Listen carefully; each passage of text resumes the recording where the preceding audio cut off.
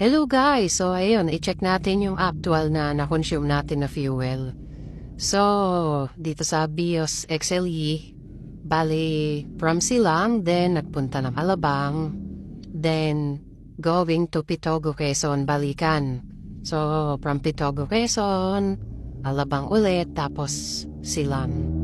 Bali, ayan, dito rin ako nagpa-full tank kanina, bago umalis. So, ayan na, mapupuno na kagad. Yan. Check natin kung magkano ang na-consume ko. Bali, premium lagi ang pinapakarga ko rito, premium unleaded.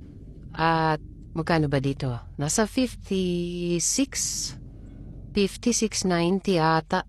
Hindi masyado maliit pero nakita ko dun sa is 56.90 ang premium nila.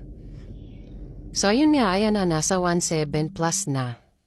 So, mga ano lang yan, di yan naabot ng 1.8. Medyo sinasagad pa ni ate ng konti, pero no need na isagad ng isagad.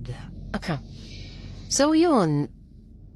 As compare kay Mirage G4, kasi nagamit ko na rin siya going Pitogo, Quezon, nagpas pa ng Gumala.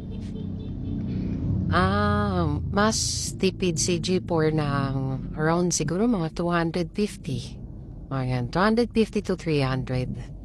Well, not bad kasi itong si XLE is 4-cylinder as compare naman kay G4 na 3-cylinder lang.